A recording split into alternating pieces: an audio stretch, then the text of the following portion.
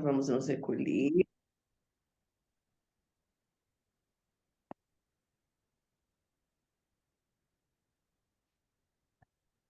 Ó poderes do amor, nós vos prometemos nossa fidelidade, sabendo que somente o amor pode redimir o mundo. Nós invocamos vossa bênção sobre todos aqueles que se esforçam para servir-vos. Nós invocamos vossa bênção sobre todos aqueles que têm de suportar sofrimento. Que eles possam alegremente descobrir o seu envolvimento em vosso amor, mesmo em meio à sua aflição. Nós invocamos vossa bênção sobre todos aqueles que intencionalmente infligem sofrimento. Que eles possam ser movidos a retornar para vós e servir-vos. Assim, possam aqueles que são a corporificação do amor imortal abençoar com seu auxílio e orientação esta sociedade, fundada para ser um canal para o seu serviço. Possam eles inspirá-la com sua sabedoria, fortalecê-los com seu poder e vitalizá-la com a sua atividade.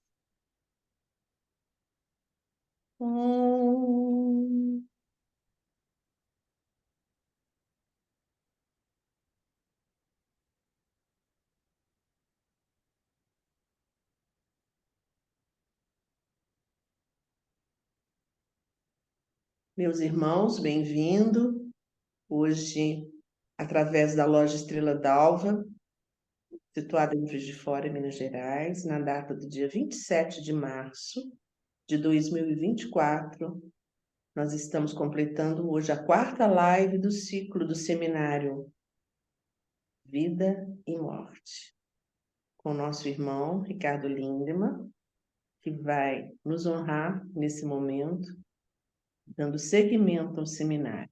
E de antemão, em nome da Estrela d'Alva, eu agradeço a presença e a participação de todos vocês, lembrando que as perguntas que eventualmente necessitem ser realizadas, que sejam ao final, assim que Ricardo concluir, para que não interrompa o raciocínio lógico do nosso facilitador, do irmão Ricardo.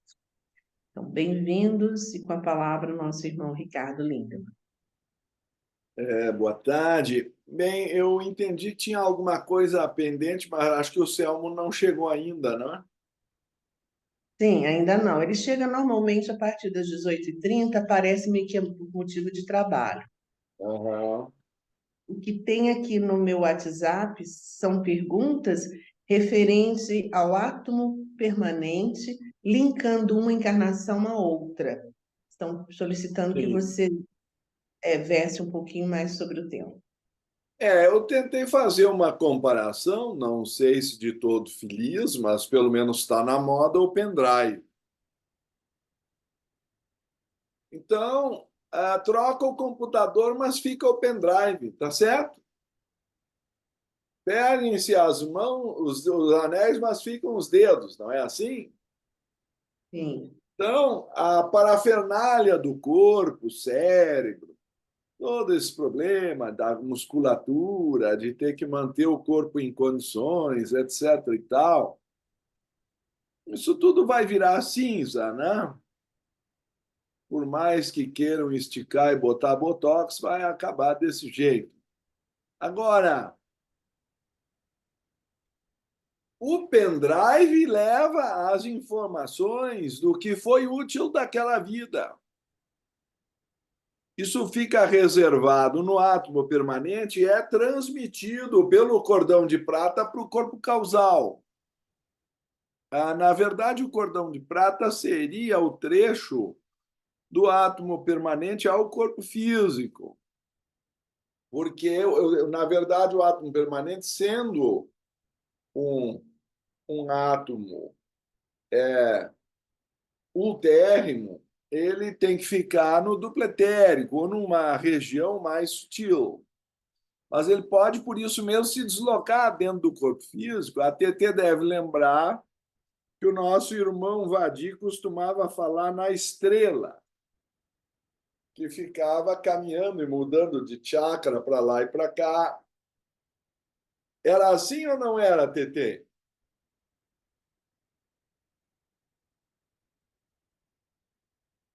Então, acho que a TT está mergulhada na internet lá e depois ela dá esse parecer, mas com certeza a analogia feita é esta. Por outro lado, desse ponto de vista, o corpo físico se torna o para-raio de todos os problemas emocionais ou mentais, os conflitos morais, as tensões e ansiedades. Então, tudo isso acaba afligindo a saúde por somatização, se não for controlado, não é? Então, esse é o detalhe que tem que ser, de alguma forma, lembrado, certo? Então, eu gostaria, dentro do possível, de compartilhar aquela imagem, mas aí eu preciso da autorização. Ricardo, eu estou tentando colocá-lo como co-host e não estou conseguindo, mas vou continuar Ah, tentando, é? tá ok? Hum. Quando tu conseguires, tu me Oi, avisas que aí eu ponho, mas Ok. não é Lindemann. indispensável, Tá, né?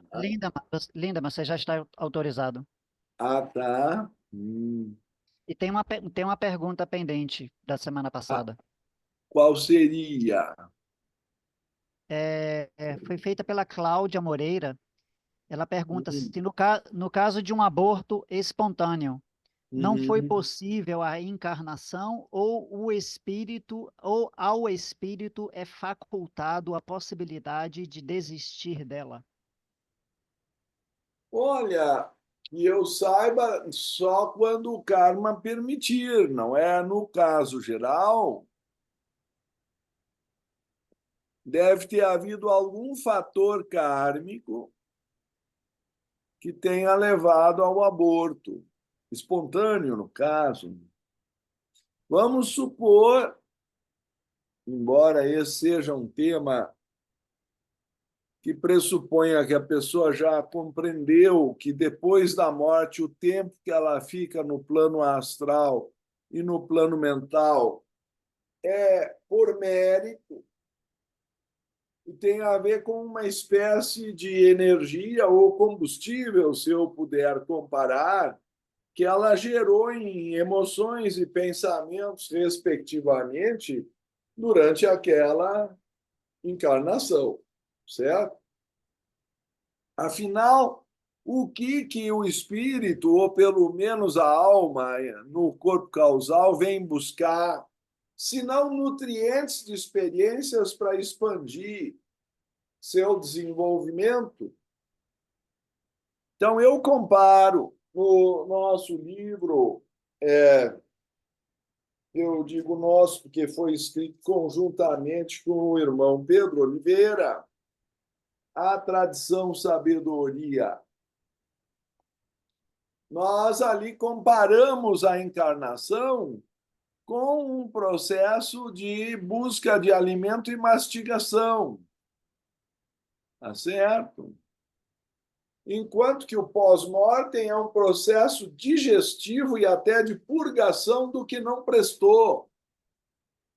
Por isso existe o purgatório e mais tarde o Devachan, o céu, onde é assimilado em faculdades aquilo que de útil a pessoa, a personalidade aprendeu naquela encarnação e se eterniza, então, no corpo causal, na alma imortal, como uma nova qualidade que aquela alma assim adquiriu. Então, o processo pós-morte não é para fazer crochê e tricô, ou ficar ouvindo os anjinhos tocando lira. A alma está trabalhando profundamente, classificando, filtrando, entendendo relação de causa e efeito em tudo que ela fez naquela vida, para aprimorar o seu desenvolvimento em vidas futuras e transformando atividades em faculdades das futuras encarnações. Só que, quando termina essa atividade, quando o combustível ou o alimento foi consumido, o que vai acontecer? A alma vai ficar com fome ou com sede, como usa a expressão o senhor Buda, Trishna ou Tanha, a sede de experiência que leva a alma a se reencarnar. Tá certo? Então, ela vem a esse mundo em busca de experiências específicas. Vamos supor que ela tenha que se casar com a fulana de tal, ou sei lá quem, para ter o filho tal. Só que o combustível dela para ficar voando já acabou. E, por outro lado, a outra pessoa só vai chegar para ser esposa e mãe dos filhos, etc., daqui a 15 anos, ou 20, ou quem sabe 30. E aí, como é que fica? O tempo dos dois tem que ser sincronizado. Existem maneiras de tentar intensificar a atividade astral ou mental, e aí encurtar a vida celeste. Então, isso o senhor Leadbeater descreve nesse livro O Homem de Onde, Como Veio, para Onde Vai. Quem quiser entrar nesses detalhes de sincronicidade de uma encarnação para outra e com outras pessoas e o grupo, e o tempo de encarnação entre uma vida e outra é também bem trabalhado naquele outro livro que já também suponho ter mostrado para você, que é o Fundamentos de Teosofia do Jinarjadasa. Chega a ter uma tabelinha. Muito boa a tabelinha da página 140, embora nessa edição eu tenha encontrado um errinho numa certa linha, que é a terceira. Mas, enfim, detalhes a gente deixa para depois. E aí? Deu para entender? Terminou o combustível, mas ele tem que chegar no dia seguinte. Mas vai ter que aterrissar, porque o combustível lá acabou, mas ele não pode chegar antes. E aí, como é que faz? Chama-se isso em aviação escala técnica. Certo? Escala técnica é eventualmente baixar, aterrissar, só para pegar mais combustível. Porque o destino não é aquele, ninguém vai nem desembarcar, não é uma conexão. É uma escala técnica. Desce, carrega de combustível, ninguém sai do avião. E aí continua a viagem para o seu destino final. Então, nesse caso, pode haver um aborto espontâneo. A alma só desceu para pegar um pouco de experiência, para ter um sobrevoo para a verdadeira encarnação definitiva. Bom, definitiva em termos relativos, mas é o destino daquela encarnação. E aqui é só uma escala. Ele está pegando um pouco de experiência física para continuar um sobrevoo. Alguns nascem e duram um dia, dois, três, ou um ano ou dois, com alguma deformidade lá genética que leva ele a falecer. Mas aquilo não é um desperdício. Aquilo é uma escala técnica. Às vezes vai nascer dos mesmos pais daqui a 10 anos. Não quer dizer que vai nascer noutra família, só que agora não está encaixando o timing. A pessoa que tem que ser esposa dele não está em condições de encarnar, vai dar uma diferença de 30 anos ou de 20, e aí não vai dar certo para ter os filhos, ou sei lá, tem que sincronizar muita coisa nessa rede. Entendeu que os senhores do karma manobram para encaixar os karmas das pessoas dentro dos laços familiares. É uma rede muito mais complicada do que um jogo de xadrez. É jogar 10, 20 jogos de xadrez ao mesmo tempo e fazer o resultado de um encaixar no do outro. Isso aí quem faz são os campeões mundiais de xadrez, que jogam 10 partidas simultaneamente.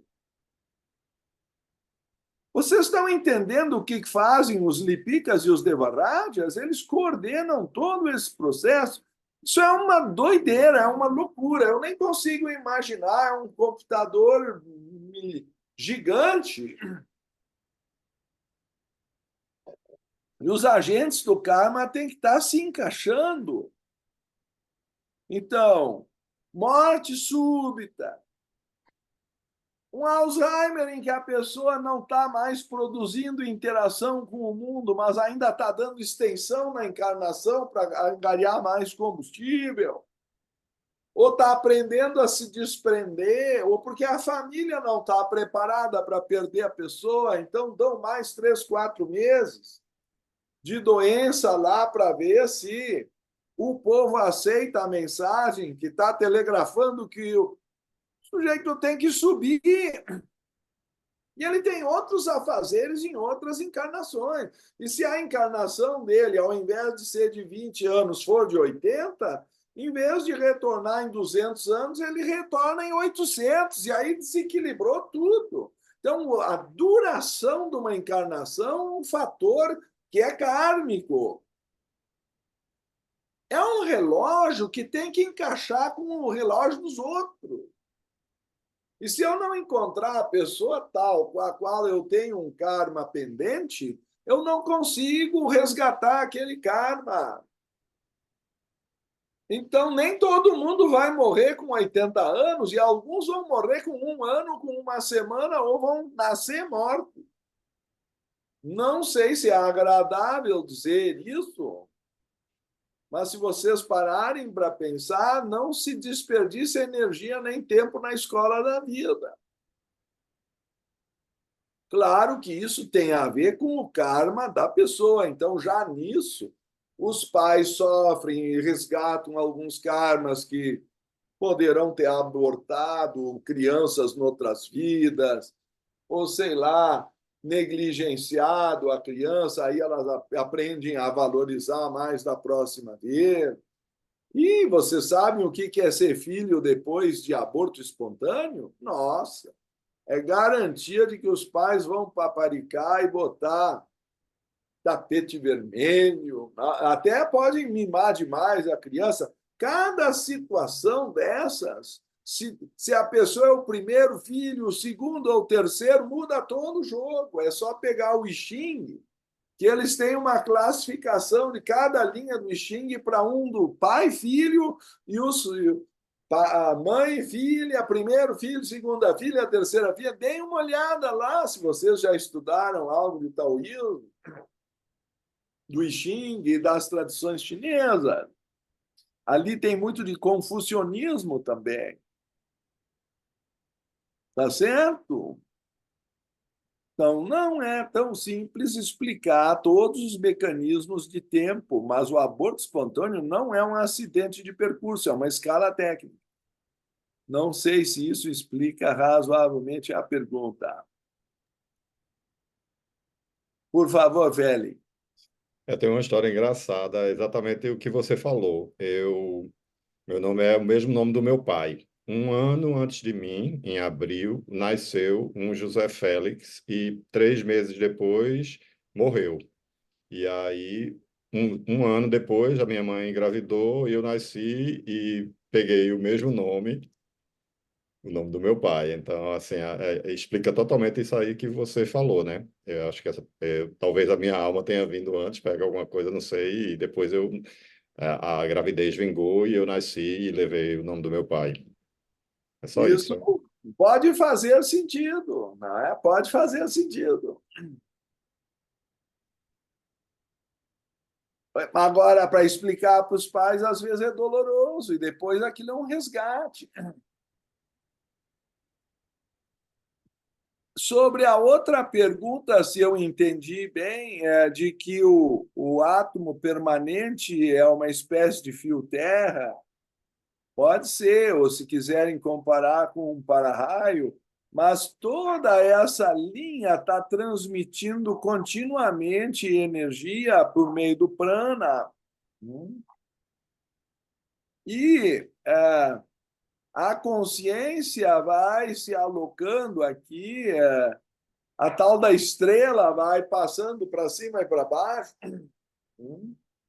de acordo com o ponto focal ou o chakra que ela tem que centralizar no físico para atrair a atividade correspondente dos veículos superiores, de tal maneira que em cada corpo existe um átomo ou molécula permanente que está fazendo esse serviço de conectar o pendrive com o resto.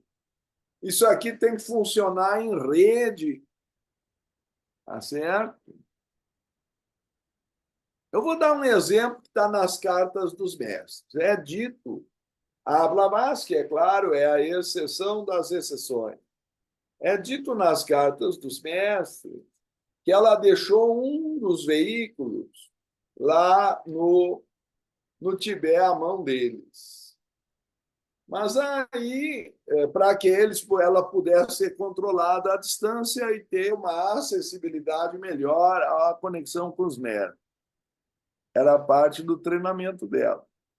O senhor Hume, porém, pôs em questionamento isso ao mestre nas cartas. Então, ele disse, se ela não tivesse corpo físico, não estaria conosco. Se não tivesse duplo etérico, não teria prana, estaria morta. Se não tivesse corpo astral, não teria emoção. Se não tivesse o corpo mental, não ia pensar. E assim ele foi mostrando que ela tinha que ter todos os veículos, não podia estar faltando um veículo. Mas ele propôs que ela tivesse deixado 1/7 de cada veículo, uma fração de cada veículo, nas mãos dos mestres no Tibete. E perguntou isso ao mestre Moria.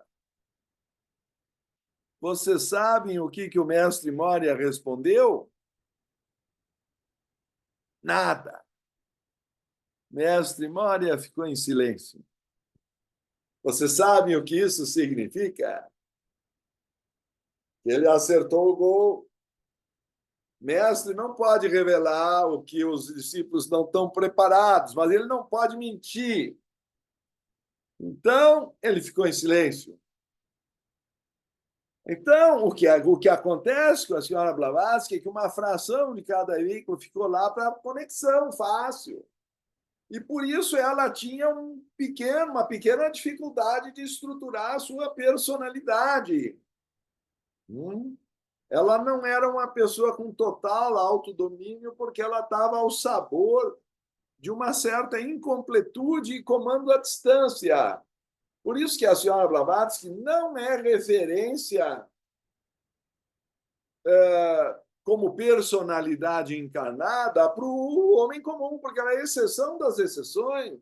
Ela cometia deslizes que não se esperaria, talvez, de uma pessoa daquela estatura, quando depois, prontamente, ela se recuperava e compensava em N vezes o que tinha feito, mas não havia uma estabilidade total.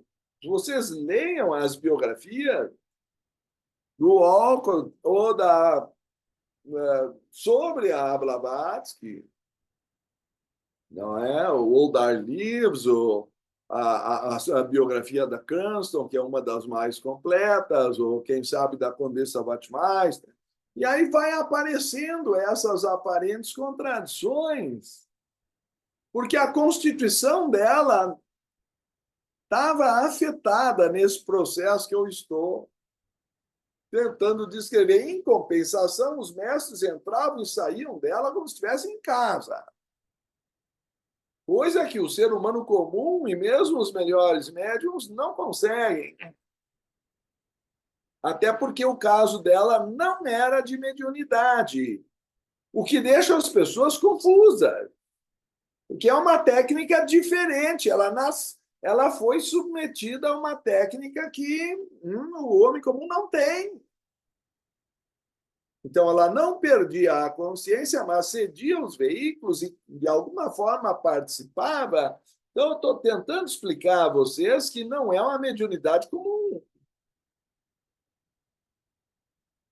Enfim, estou dando um exemplo, que eu nem sei se é bom, porque acaba sendo um contra-exemplo, uma exceção. Tá? Mas não queiram julgar. Ela, por exemplo, diz que a HP dedica o livro, a Blavatsky dedica o livro para a HPP, umas coisas assim que para o homem comum não faz sentido nenhum. Ela dedicando para si mesma, ou para uma parte, o eu inferior dedicando para o eu superior, ou sei lá se é o mesmo ser. Então, não tentem entender com olhos comuns o que era Blavatsky. E por isso ela também não é referência para o discípulo comum. Tá certo? Mas ela nos deixou instruções e fazia fenômenos e dava a prova do seu conhecimento. Então, é aí que está o ponto importante da sua encarnação. Ok? Então, voltando à questão, cada átomo permanente produz um campo ao seu redor que atrai por vibração de ressonância daquele mesmo pendrive que toca a mesma música da vida anterior, vai atrair a matéria correspondente àquela vibração. E isso é o que os budistas chamam de skandhas. E os yogis falam, então, em samskaras, vasanas, que são predisposições e desejos sutis, predisposições da memória, mas não são memória ativa. Na nova encarnação não existe nenhum vício ativo. E isso é uma vantagem em reencarnar e trocar os corpos inferiores para que o lado mal seja purgado entre uma vida e outra, aperta o reset, começa do zero, embora é inevitável, vocês entendem a questão de causa e efeito, as predisposições têm que estar ali, é chamado karma acumulado. Os sanchita karma são também as predisposições de caráter. Não tem como simplesmente anular as encarnações anteriores, mas dá para fazer um reset e dar uma chance de reeducar naquela vida que não se aprendeu ou ficou viciado demais numa vida anterior. E é por isso que eu queria mostrar para vocês hoje um livro de extrema importância, se alguém quiser aprofundar o tema, que se chama O que há além da morte, do bispo Charles Leadbeater. Este livro ainda não foi publicado pela editora Teosófica, mas ele chega na edição da Pensamento, que eu acho que nem está mais no prelo. Aqui, a que eu tenho, a 359 páginas, das quais pelo menos umas 100 são dedicadas a fenômenos espíritas. A parte 4 do livro se chama Espiritismo e Investigações Psíquicas. Então, quem tem interesse nesse tema, começa na página 275 e vai a 359. Portanto, não chega a completar 100 páginas. Tem aí um pouco menos, mas é próximo disso. com muitos casos a investigar. O ponto que eu gostaria de enfatizar para vocês hoje, além da definição de espiritismo e tudo mais que consta aqui, e que eu acho que todo teólogo deveria dar uma passada de olhos, se tem interesse nesse assunto, é talvez o livro mais explicativo do espiritismo que eu já li. Na página 36 desta edição que eu tenho, se bem que a Pensamento não costumava mudar as edições, essa é de 1970, ou seu equivalente, fala assim: vantagens do conhecimento. Eu vou dizer em outras palavras, qual é a importância de nós estarmos aqui hoje ouvindo ou proferindo essa palestra, ou interagindo com ela. Vantagens do conhecimento. Se é grave o prejuízo resultante de se ignorarem essas verdades durante a vida, ou seja, aí a vida fica sem rumo, porque não tem noção do que vem depois, e que aquilo que está sendo semeado vai ser futuramente colhido. Então, já aí, já está uma vantagem extraordinária do conhecimento. Talvez a maior ainda seja depois da morte.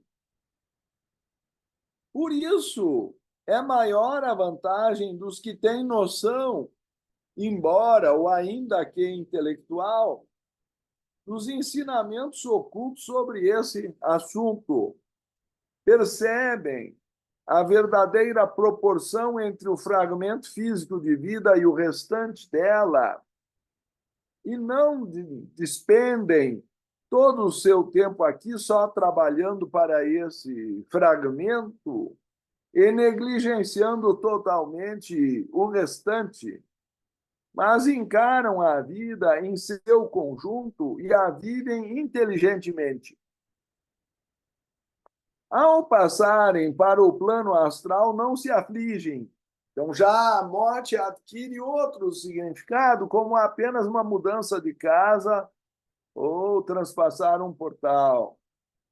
Porque conhecem o que os rodeia e sabem como aproveitar melhor as condições em que se encontram. Este conhecimento lhes infunde valor e confiança, sem temor nem risco de extravio, e capacitam-se para atuar com abundância de recursos num mundo onde, de outro modo, periclitariam. Agora vem a parte que eu grifei aqui. A experiência tem demonstrado, a experiência de quem? Dele, né? Ele era um auxiliar invisível, acima de tudo. Mas pode ser também experiência de outros clarividentes que faziam parte da equipe, a doutora Beza, o Ginar Jadasa, enfim. A experiência tem demonstrado que participam dessas vantagens mesmo os homens que só ouviram falar dessas verdades uma única vez.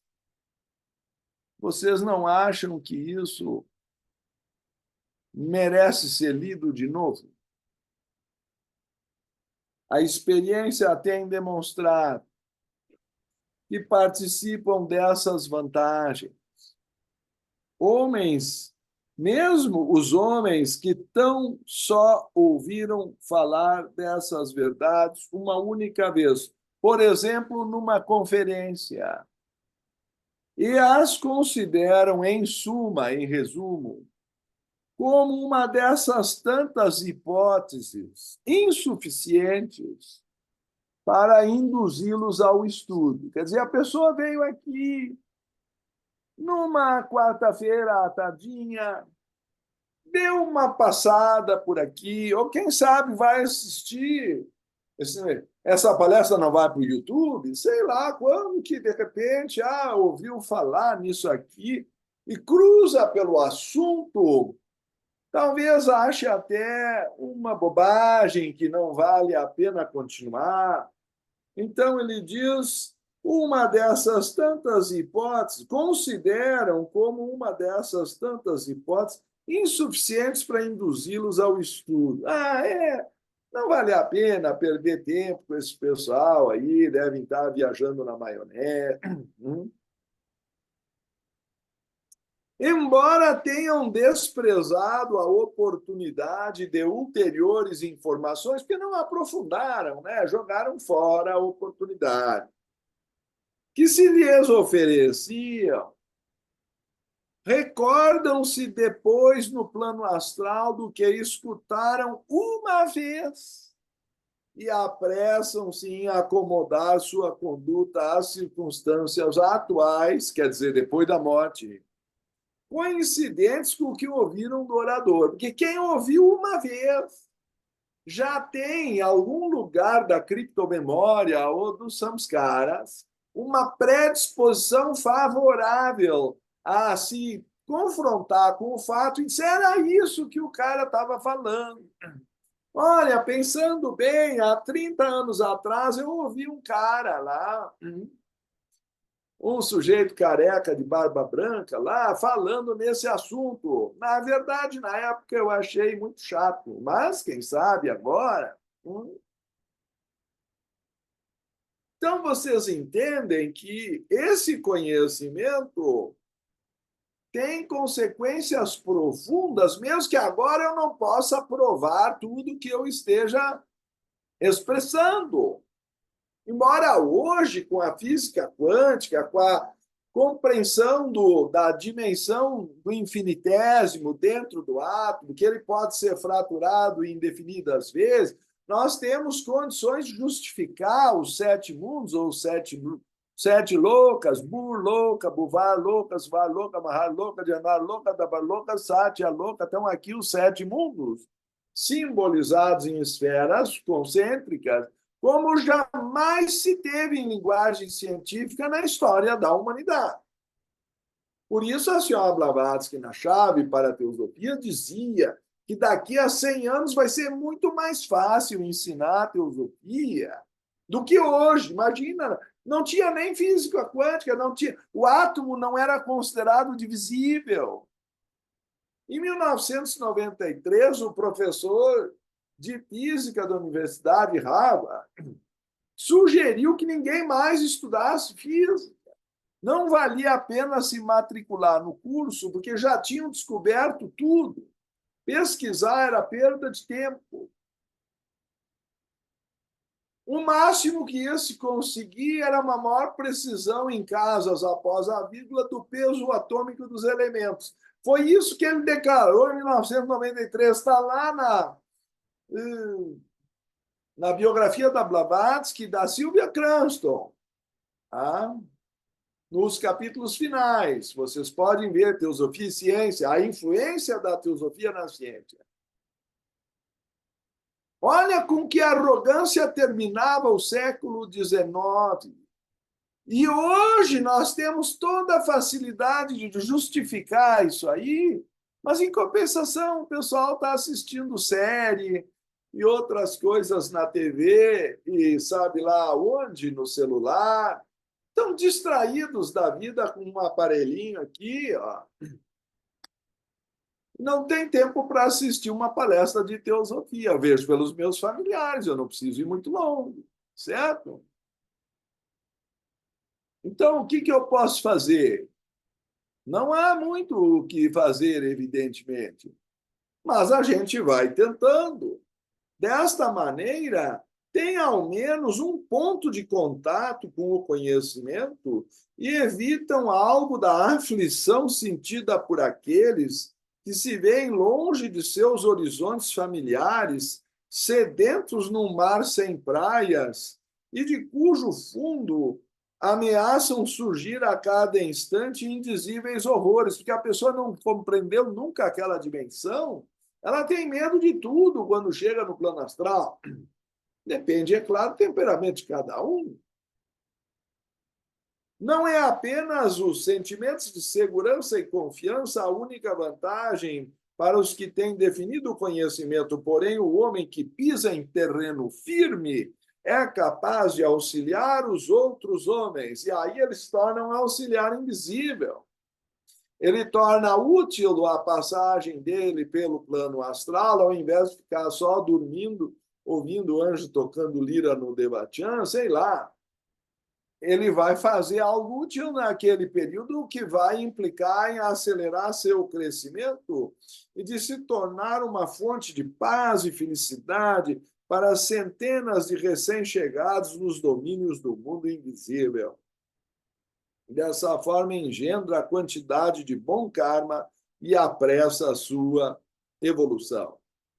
Vocês acham que faz ou não sentido ler esse parágrafo?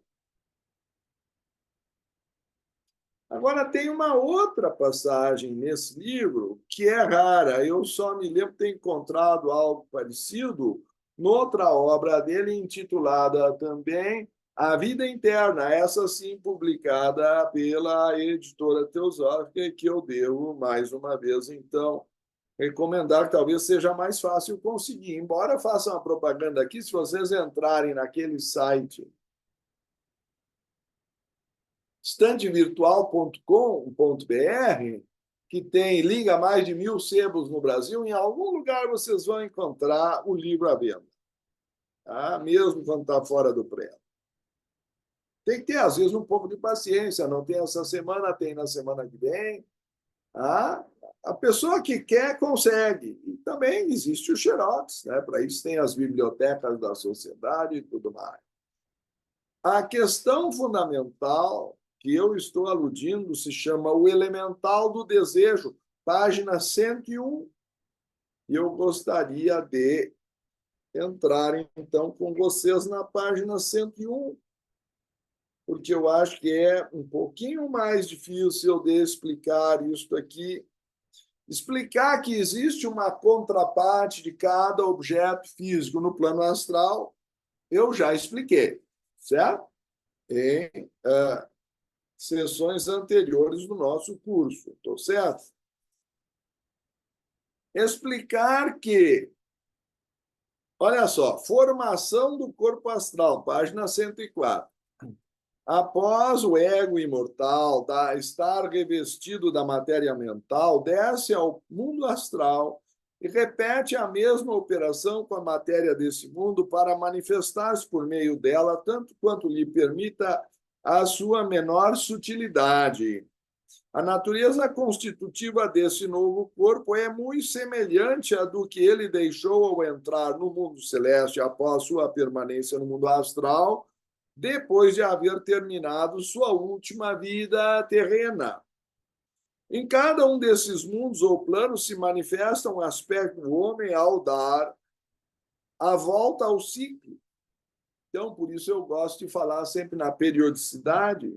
Recomeça a evolução do respectivo aspecto ao mesmo tempo ou no mesmo ponto ao ascender a deixar quando terminaram as experiências do referido plano. É o que o mestre diz, que volta a girar o relógio quando se dá a corda a partir do ponto em que ele tinha parado por falta de corda. Desta forma, este novo corpo astral estará formado de matéria rigorosamente adequada à expressão de todas as paixões e emoções que caracterizaram sua última existência, cuja tônica consciente ele poderá reproduzir ou refrear a seu arbítrio, segundo a educação que receba no plano físico. Então, há grande chance dele ser reeducado nessa nova vida. Não vou entrar... então vou pegar mais um parágrafo.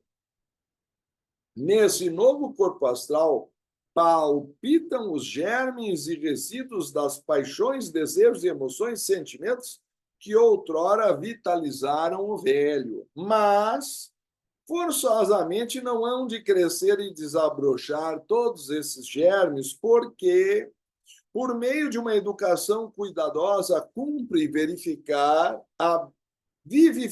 a boa semente e sufocar a má, não lhes propiciando condições para a sua germinação e crescimento.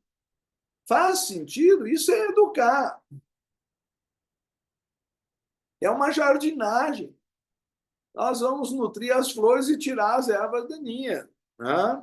O resultado dessa solícita educação será que, quando a criança se tornar adulto, florescerão e frutificarão todas as boas qualidades e se atrofiarão as opostas que, por terem tido no passado um sinistro cultivo, legaram à vida presente germes hereditários, cuja vitalidade deve ser sufocada pela educação acertada. Por exemplo, o sujeito era um alcoólatra na vida anterior, mas nessa vida educaram ele sem bebida no ambiente.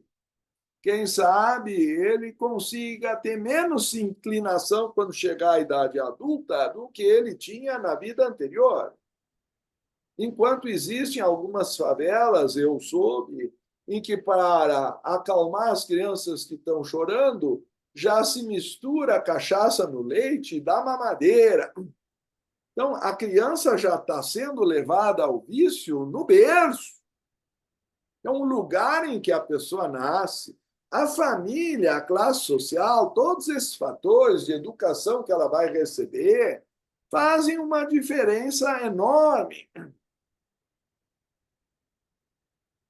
Para eliminá-las depois de mortas e substituí-las por um tipo de matéria que manifeste suas melhores qualidades.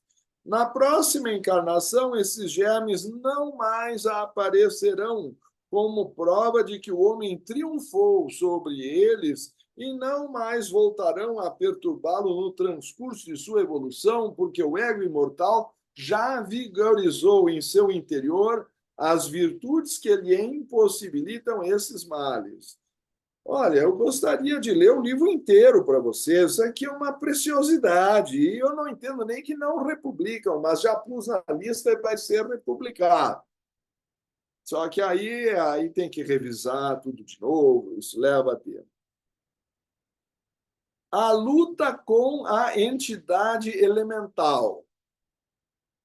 Esse é o ponto culminante, talvez, da nossa exposição hoje. Eu vou ler de novo o parágrafo 8 Aos Pés do Mestre. O corpo mental tem seus desejos e os tem as dúzias. Quem é o corpo? Desculpe, o corpo astral tem seus desejos e os tem as dúzias. Quem é o corpo astral? A entidade elemental que constitui esse corpo.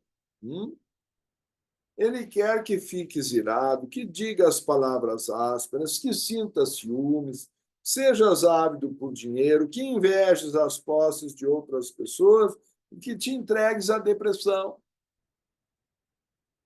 Ele quer todas essas coisas e muitas mais, não porque deseja prejudicar-te, porque ele nem sabe que nós existimos. Ele é um parasita como talvez uma verminose dentro do nosso corpo, nem sabe aonde que ele está transitando. Ele nem tem consciência, ele é menos inteligente que uma pedra. O elemental está antes do estado mineral. Mas ele é puro instinto e ele quer isso. O que ele quer? Ele quer todas essas coisas e muitas mais, não porque deseje prejudicar-te, mas porque gosta de vibrações violentas e gosta de mudá-las constantemente. Ele quer bumbo, ele quer barulho, ele quer bebida, ele quer o tal do pisca-pisca, aquele da boate, luz estroboscópica, ninguém enxerga nada, ninguém ouve nada, todo mundo está suando. É uma barulheira infernal daquela música batistaca, quase rebenta os tímpanos de todo mundo. E isso é o que ele gosta. Por isso chamam de inferninho. Aliás, é o termo mais apropriado para essa vibração. Mas tu não queres nenhuma dessas coisas. e, portanto, deves discernir entre os teus desejos e os do teu corpo astral. Não porque seja um inferno eterno, ou porque vai perder a alma, mas vocês entendem que isso não leva a absolutamente nada e não permite que as pessoas possam trocar um diálogo mais profundo. Nem dá para conversar, a gente fica rouco e não fala nada. Lá ninguém ouve ninguém, certo? Trocar qualquer informação é impossível. Então, ele diz a luta com a entidade elemental, página 108. Antes de tudo, importa sabermos que no momento da luta devemos nos identificar com o superior e não com o inferior. Tom e Jerry têm um anjinho de um lado do ouvido e um demoninho do outro lado. Se não assistiram Tom e Jerry, vão ter que voltar à infância. Está faltando informação importante na educação de você. Bom? Não devemos dizer ou pensar que precisamos desta ou daquela satisfação de índole má, e sim ao contrário, que necessitamos de tudo quanto contribua para elevar-nos a um nível espiritual e possa servir de auxílio a nós e aos outros, desprezando as coisas inferiores. Quando o corpo astral é afetado por uma violenta manifestação de cólera ou um arrebatamento de luxúria, devemos desejar ficar tranquilos. Isso é meditação, certo? Acalmar o elemental. De modo que a tormenta não nos envolva.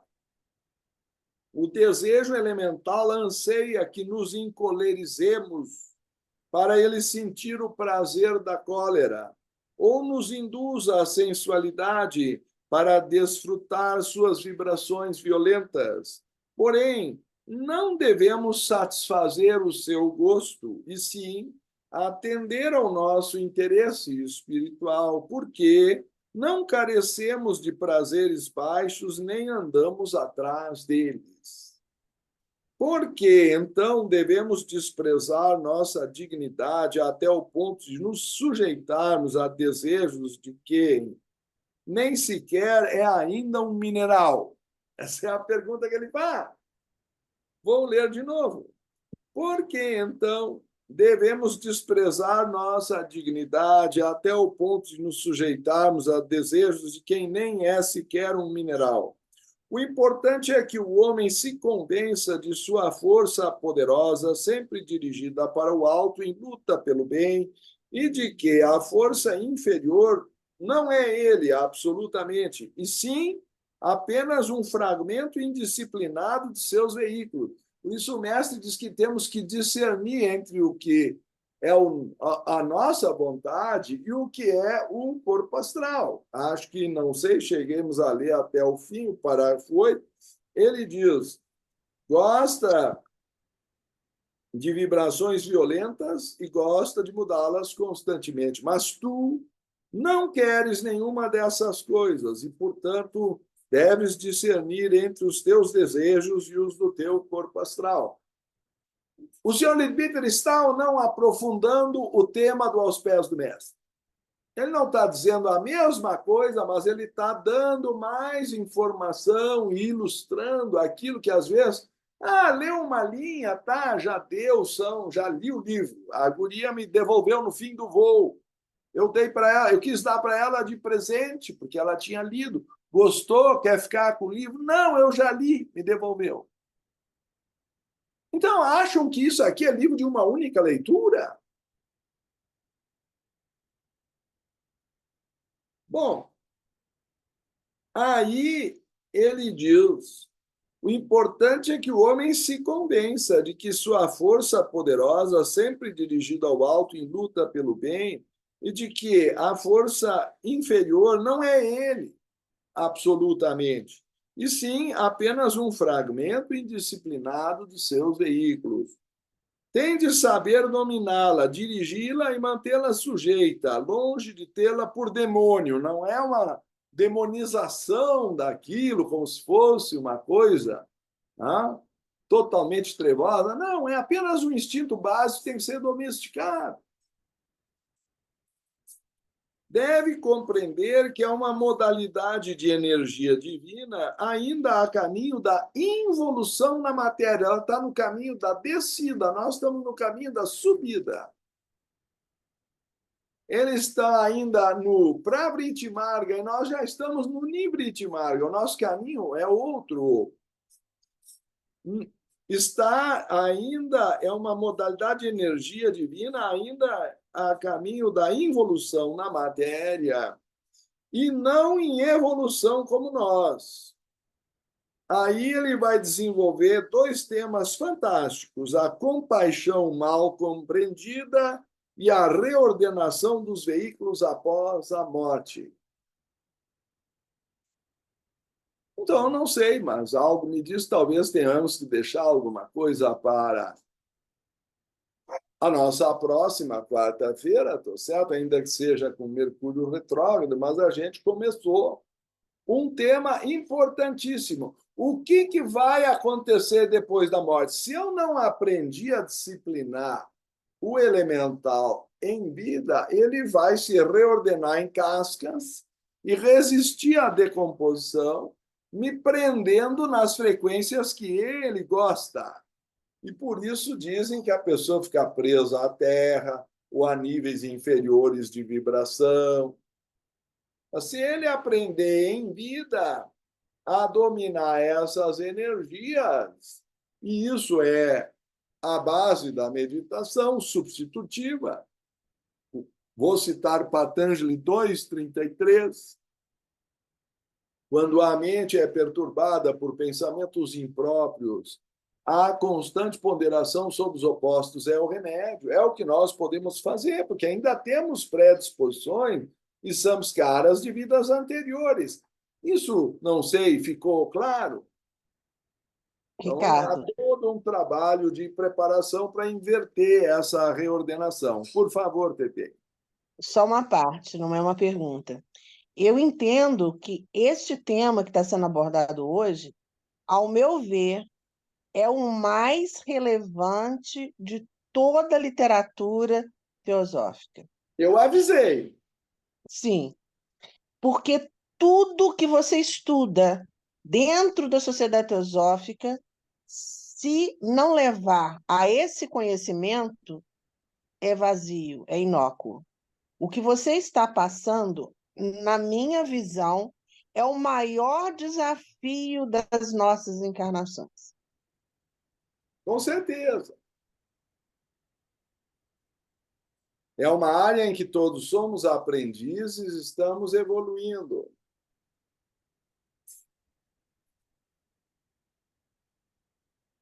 E é uma área em que é pouco estudada, no meu entender. É subestimada, é uma historinha lá do Aos Pés do Mestre, é um livrinho que eu já li. Por favor, Félix.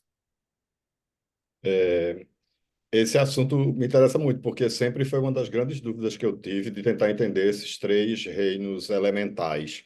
Mas, assim, pelo que eu li até agora, porque a gente tem uma certa tendência a demonizar os Isso, esse é elementais. o problema.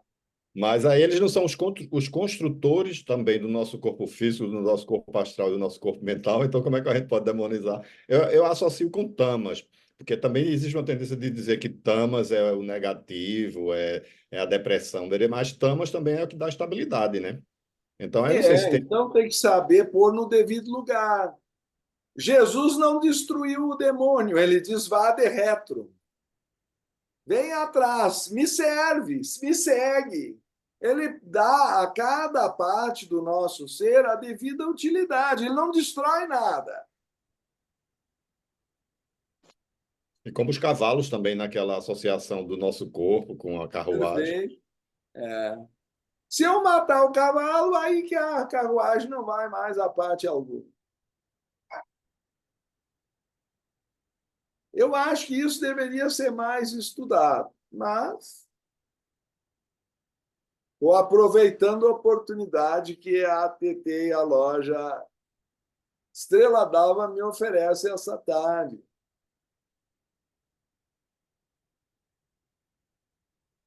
Não sei se vocês preferem que eu prossiga ou querem fazer perguntas, a palavra é vossa.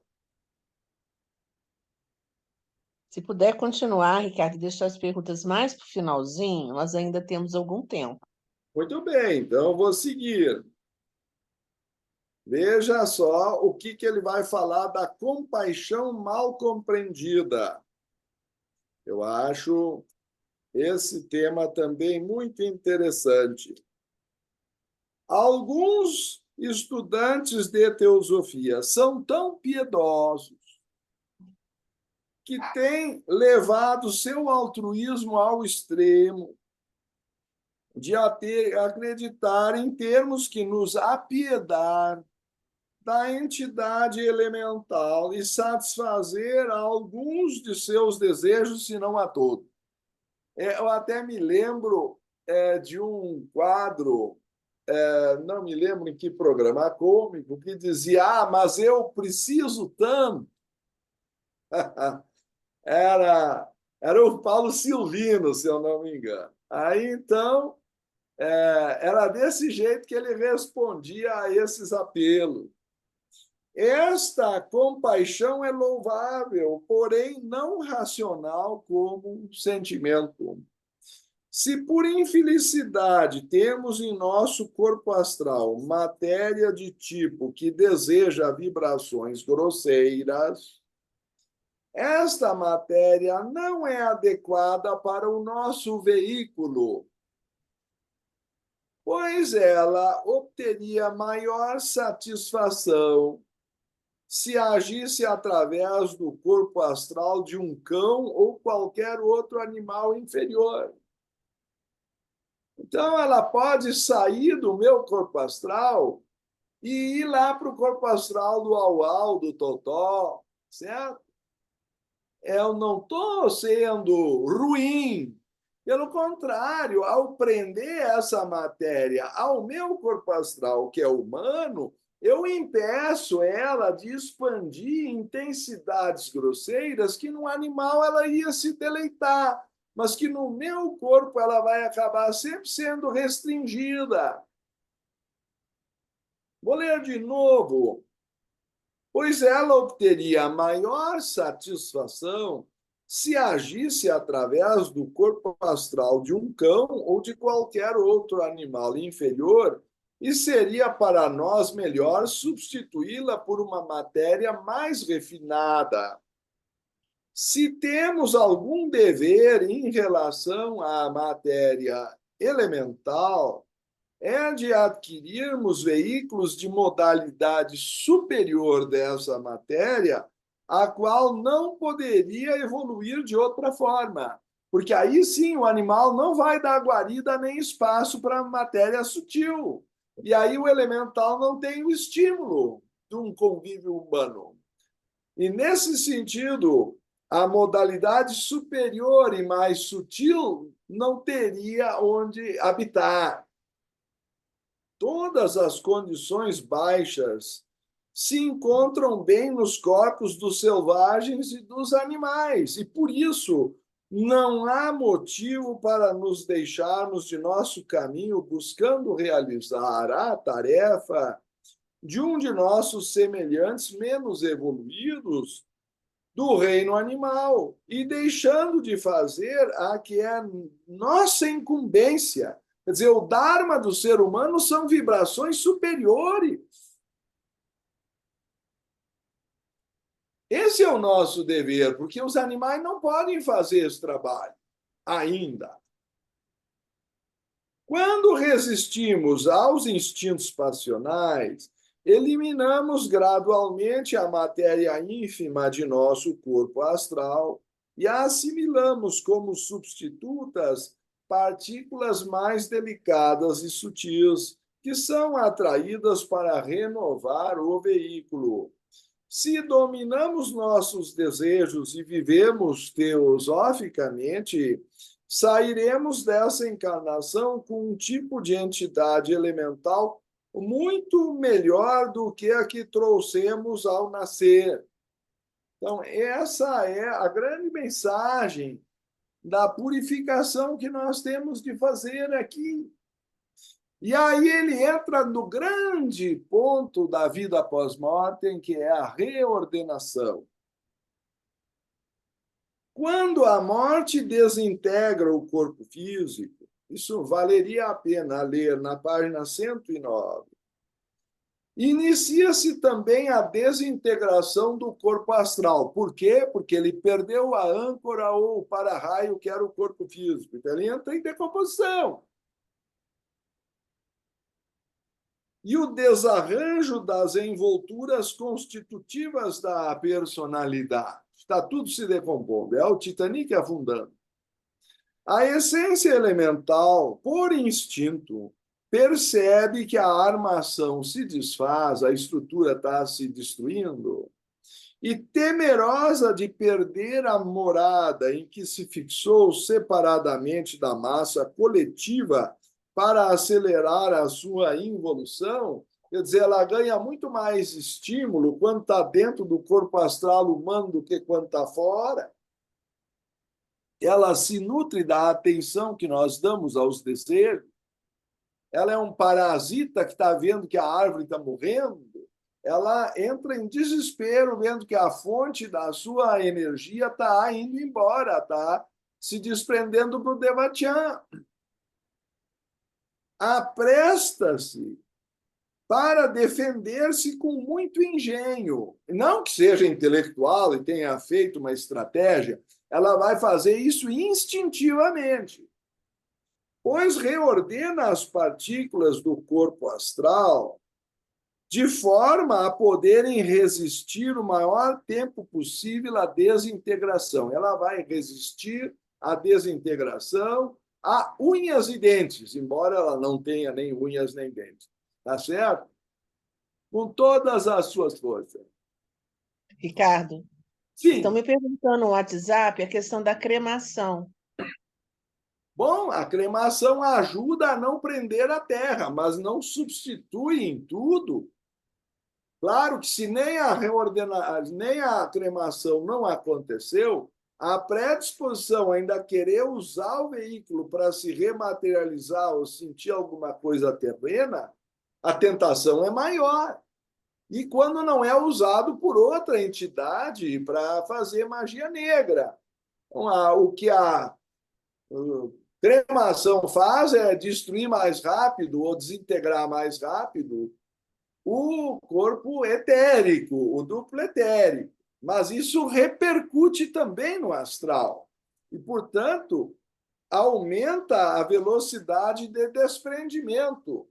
Dá para entender o que está sendo dito? Sim. Nisto se baseia a sua luta pela existência, já que tão logo se desintegre o corpo astral, deixará de ser uma entidade separada. Ela vai retornar aos elementos primordiais. E ela resiste a isso, porque ela está numa cadeira cativa lá, assistindo o jogo de camarote, e daqui a pouco ela vai ter que ir para geral. Certo? Ela está sendo despejada do bem bom dela, que é o corpo astral humano. Por meio dessa reordenação das partículas do corpo astral, a essência elemental mantém ainda, embora inconscientemente, seu poder sobre o homem, pois dispõe em capas concêntricas. Daí vocês veem esse diagrama é até certo ponto também concêntrico, né? A matéria mais densa do corpo astral, de sorte que, por estar em contato imediato com o exterior, recebe as vibrações acordes à sua natureza.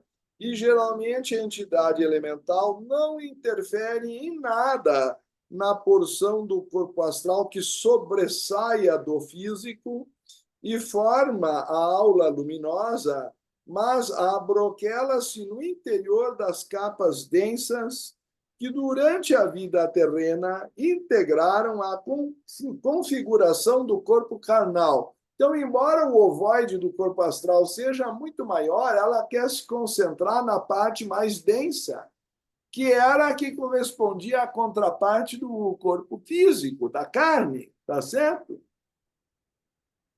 Mas esse processo traz fatais resultados para o progresso da alma, cujo interesse está em retrair-se o mais intimamente possível à prolongação possível, ponto. A prolongação da vida astral é, portanto, indesejável, porém não é nisto que consiste todo o mal. Quer dizer, o corpo astral quer ficar preso à Terra, quer prolongar aquele purgatório, enquanto que a alma está querendo decolar e se livrar daquilo. São duas forças em conflito. É a luta contra o elemental. Está certo? Só que agora no pós-mortem. Antes ele estava falando luta do elemental em vida. Mas aí, depois que o elemental em vida ficou sarado e forte, agora lutar contra ele no pós-mortem vai ser uma briga difícil. Porque se eu tenho um cachorro bom e um cachorro ruim, e eu dou comida só para o ruim, quando chegar na hora do bom me defender, ele está fraquinho, ele não consegue vencer o outro. Eu dei comida para o cachorro errado. É um problema de discernimento. Desde que a matéria mais densa se aglomera nas capas exteriores do corpo astral, unicamente por seu intermédio podem ser transmitidas as vibrações externas. E como cada modalidade de matéria responde a vibrações análogas, resulta que o homem só tem consciência da índole íntima da matéria astral, da índole ínfima da matéria astral, correspondente naquele plano sumamente material. Ou seja, é o que chamam de sétimo suplano, ou que alguns chamam de inferno. Não com a conotação, mas ínferos, que está abaixo da terra. Não como uma conotação de algo que seja eterno, mas um lugar sombrio, onde a luz astral passa com dificuldade, que os espíritas, eu acho que chamam de umbral, que Liebiter diz que é um elemental pegajoso, que quem se desloca lá com dificuldade num ambiente viscoso, que Platão compara com um pântano. Vocês já leram A República, com certeza, um livro de 2.400 anos não deve ser desprezado, né?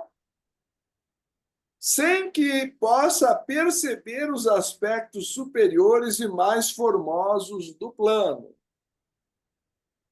Então, a pessoa fica no pântano e não conhece as zonas bonitas da vegetação e do cenário astral, porque está afundado lá na parte mais sombria, pantanosa, cheia de mosquito e dengue. Enfim, isso é o que significa estar confinado a um suplano particular, e não que o homem esteja de modo algum limitado em seus movimentos, e sim que a sua consciência recebe suas impressões unicamente através de um tipo de matéria que assim obtém uma visão muitíssimo parcial do mundo que lhe coube. Ou seja, ele nem sabe que tem um mundo melhor, que ele poderia estar, porque ele nunca estudou o assunto. E porque ele está acostumado a responder ao chamado do elemental inferior, ele não se dá conta que ele podia estar voando livre no plano astral, sem ter que pagar a taxa de embarque ou até de excesso da bagagem. Tá certo? Ricardo, Tudo uma parte. Vamos fazer uma pausa, que está muito interessante, Sim, para lembrar que o nosso amigo Dr. Guilherme Carrara está chegando tá. aqui para a gente. Tu Vamos me tirar deixa essa ler 3 telinha? linhas só para terminar o parágrafo. Sim, assim. Tudo o que ali de melhor, mais brilhante, mais belo está fechado para ele, as influências mais elevadas do plano, não podem varar esse véu de matéria mais densa, que é como uma lente escura. Ele está vendo um mundo cinzento, só precisa trocar os óculos. Assim, ele se detém em íntimo contato com a Terra está impossibilitado de encontrar amigos seus que já galgaram níveis mais elevados. E aí, na quarta-feira que vem, podemos ler os efeitos daninhos da reordenação. Eu acho passagem muito importante para compreender a vida após a morte. Muito obrigado pela atenção. Continuem na telinha, embora não compartilhando a tela, porque nós vamos entregar um diploma para o nosso irmão.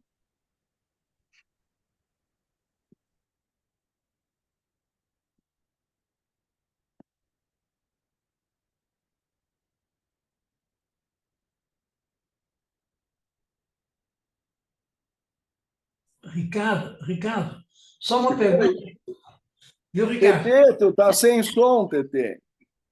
Ricardo, só uma pergunta.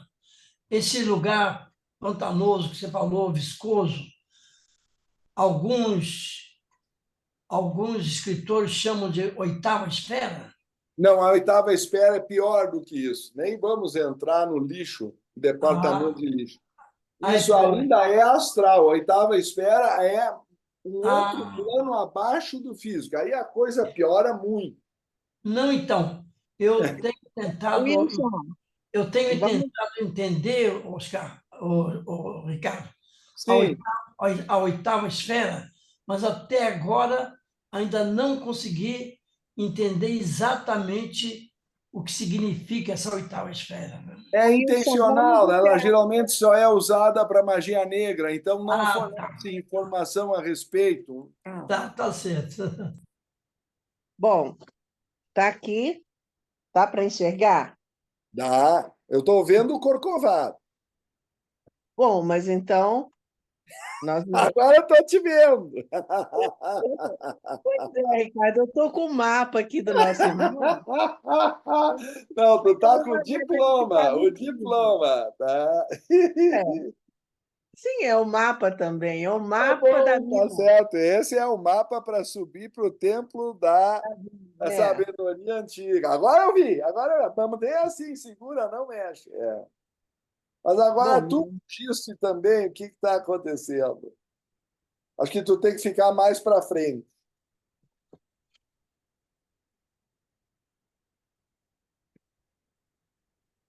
e agora? Nada, né? Olha, agora tu aparecesse. E o Já tu diploma, nada. apareceu de novo. Tu tá uma aparição astral. Bom, Ricardo, Tem, tem que remover a tela virtual de fundo. não, agora É, deu. agora deu, agora deu. É.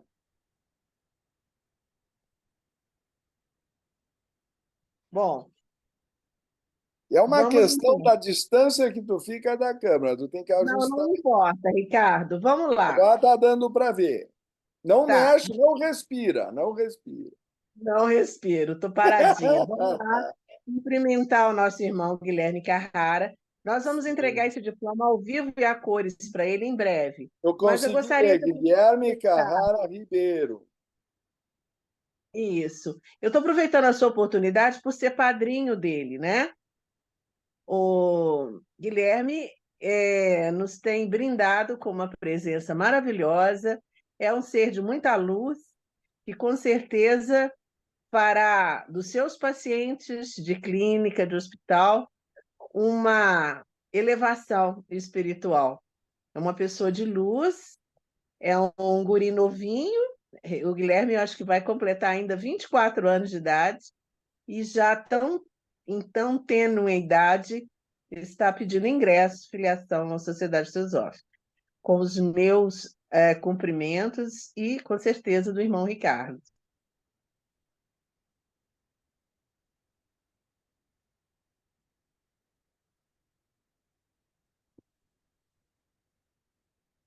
Ele está aqui Ricardo, entre nós. sim, Guilherme, pronuncie, fale um pouquinho. Eu posso perguntar para o Guilherme se ele está disposto a apoiar a fraternidade universal? Guilherme, palavra contigo.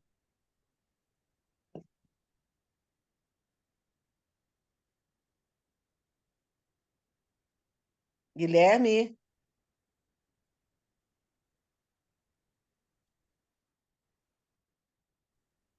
Pois é. Cadê o Guilherme? Acho que o microfone está desligado, Tete. Guilherme, ligue o microfone.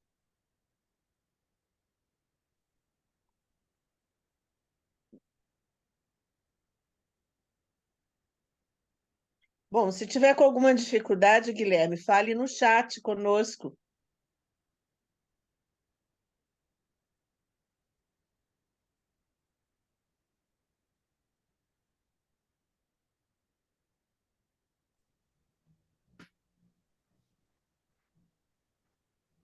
É, e não está conseguindo se comunicar, uma pena.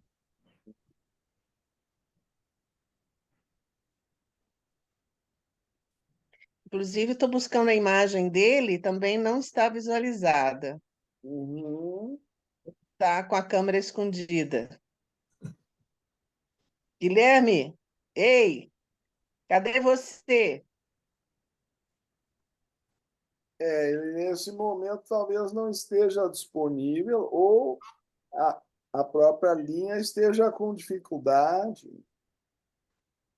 Bom, Guilherme é médico, ele estava presente agora há pouco, ele é anestesista, de repente foi chamado, mas ele Ah, não pode ter desligou. até uma emergência, é. Mas ele não desligou, ele não saiu.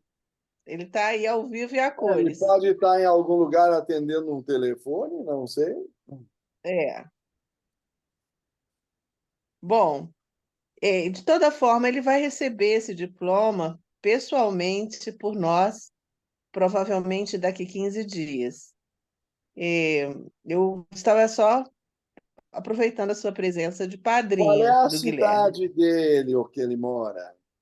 Ele mora em Juiz de Fora, embora não seja de Juiz de Fora, ele seja Ah, uma mas cidade. então é fácil, vocês estão aí no mesmo território. Entrei Sim. aqui. Ah, lá está Oi, ele. Guilherme. Oi, tudo bom? Tudo.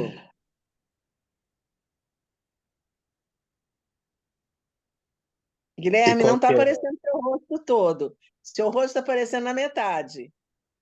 Isso, Agora foi? Agora agora sim. sim. Então, nós estamos te dando boas-vindas, Guilherme, à Sociedade Obrigado, Teosóficas da Loja Estrela d'Alva. Sinta-se obrigado. abraçado, amparado, protegido com as bênçãos dos santos seres também no seu trabalho no hospital, com seus pacientes, dentro da cirurgia, na anestesia, que você receba todas as bênçãos a que ele tem, que você tem direito de receber. Obrigado, viu, gente? Obrigado pela Eu recepção. perguntava, Guilherme, se tu estás disposto a apoiar a fraternidade universal. Sim, Seja bem-vindo. obrigado. Esse é o nosso elo de ligação. Ele é um geminiano muito tímido, sabe, Ricardo? Existem geminianos tímidos, principalmente se eles ainda tiverem, talvez, próprio ascendente em câncer ou algo assim. Aí vai para a 12ª casa, aí vive num mundo mais interno. Sim, é o Uhum. caso, talvez, porque ele é tímido. Sim. E a Ricardo, se você desejar prosseguir, mas para fechar esse término, eu fiz essa interregno agora, porque se você fecha, as pessoas não ficam para dar as boas-vindas ao Guilherme. Então, eu quis essa pausa a propósito. Mas se você quiser finalizar no último parágrafo, está à disposição. Bem-vindo. Então, eu acho que deveríamos enfatizar que o diploma é pelo seu próprio desenho, um estímulo a que cada um suba os 3 degraus que antecedem o templo da sabedoria divina e conquistem a ela por seu próprio esforço. A sociedade ela só oferece oportunidade, mas o trabalho é cada membro quem precisa fazer por si, não é? Eu costumo dizer que a sociedade é, até certo ponto, um self-service de conhecimento e sabedoria, mas se nós não digerirmos e assimilarmos, a oportunidade às vezes fica um pouco perdida, não é? daí resulta o convite. O diploma é dado porque a pessoa uma vez pensou na fraternidade universal, mas, convenhamos, é um convite a ir mais longe, a integrar isso em sua vida, tá certo? E, na verdade, os dois parágrafos que faltam, TT, são muito importantes. Então, como eu não teria tempo para desenvolvê-los, eu prefiro tomá-los na próxima quarta-feira, porque aí a gente dá a devida importância ao evento, que senão ficaria pela metade, se tu concordares com o meu raciocínio. Concordo com o seu raciocínio e conclamo os participantes a compartilharem esse link, bem como nas lives, viu, doutor Ricardo? E os nossos irmãos, porque esse tema é muito especial. Ele faz toda a diferença na nossa vida de cada dia, no nosso cotidiano, com certeza. Eu Em gostaria essência, é de saber se alguém autoconhecimento. gostaria de fazer alguma pergunta, né, Ricardo? Pois então, por favor.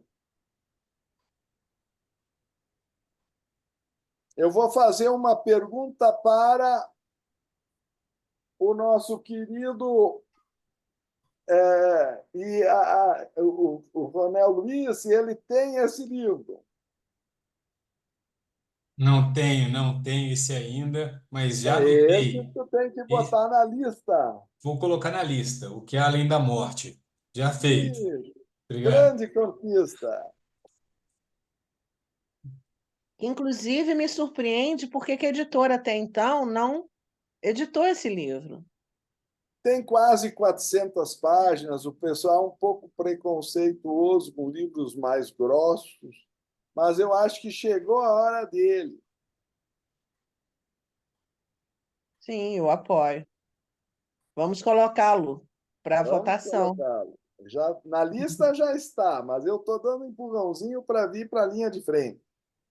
Vamos saber do doutor Tiago, irmão nosso, que recebeu o diploma na semana passada, se ele está conseguindo nos acompanhar bem. Esse pessoal recém-chegado costuma, às vezes, ficar um tanto quanto perdido. Vamos lá, Tiago, como é que está para você?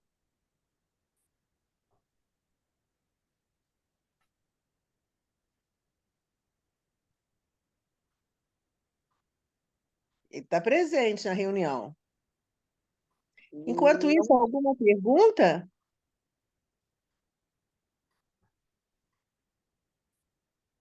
Luiz, tem alguma pergunta?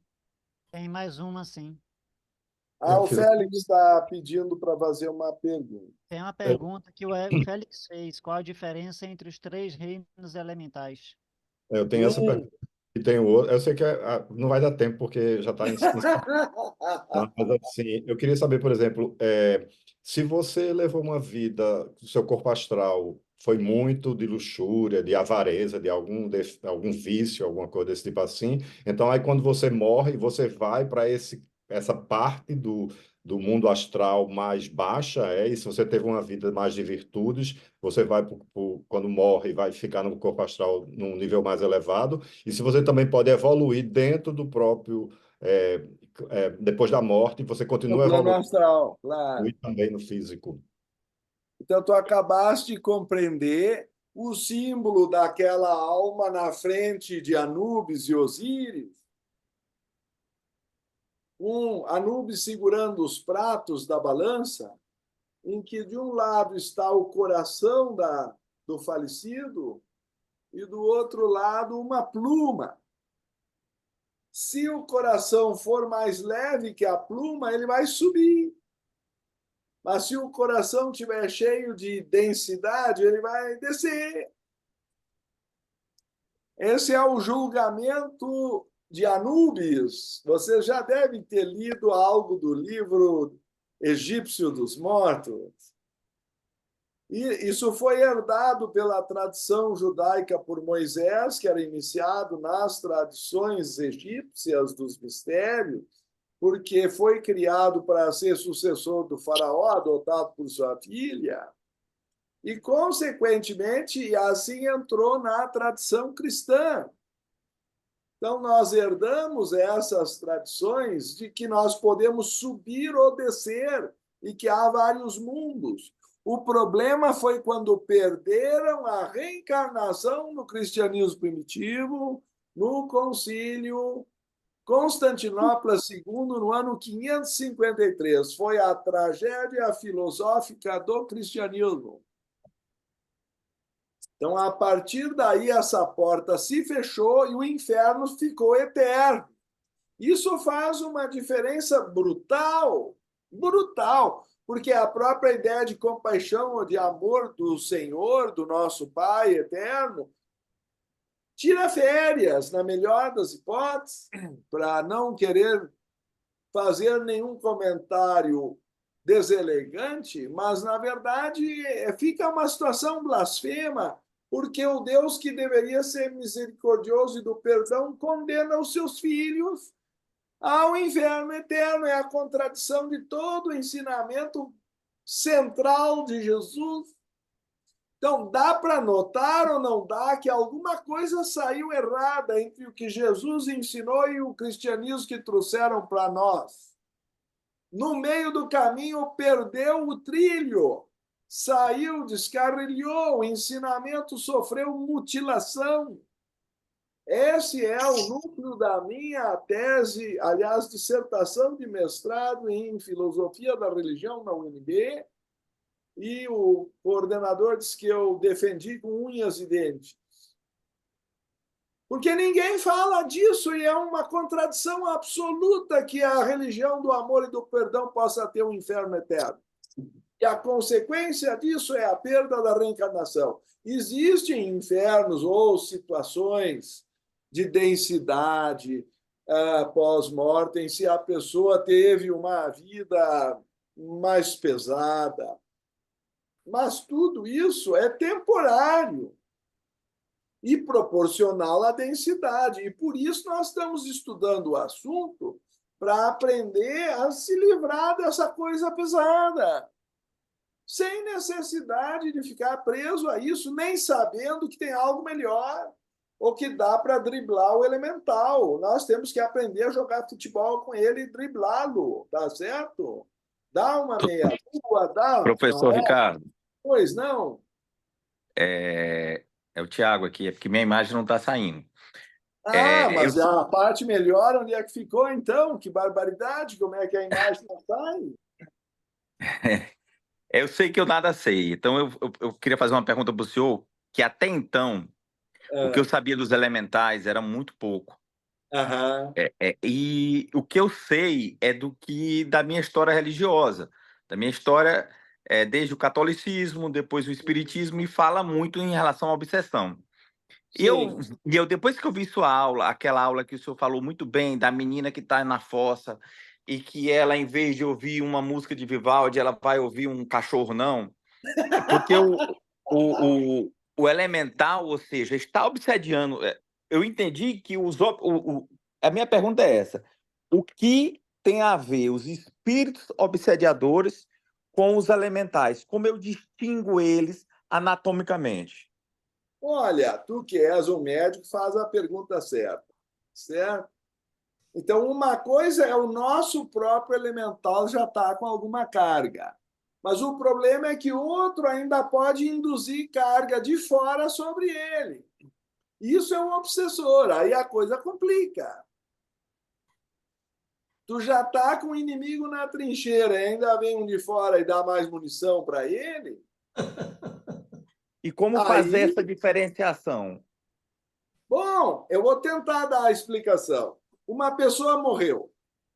E ela está querendo viver de novo as experiências sensuais, alcoólatras, de droga, ou sei lá de quê, de ira, de crime, de matar gente. Tem gente que gosta de matar. Eu não estou aqui querendo usar o exemplo, mas... Tá? Então, essa criatura, depois da morte, ela está querendo a ira, ela está querendo a luxúria, ela está querendo o álcool, só que ela não tem mais um corpo para satisfazer seus desejos. É o mago negro no espiritual, né? Olha, claro. Aí ele vai em cima de alguém, nem que seja para sentir o gostinho por fora. Aí, se o cara está bebendo, ele sente o cheirinho da bebida.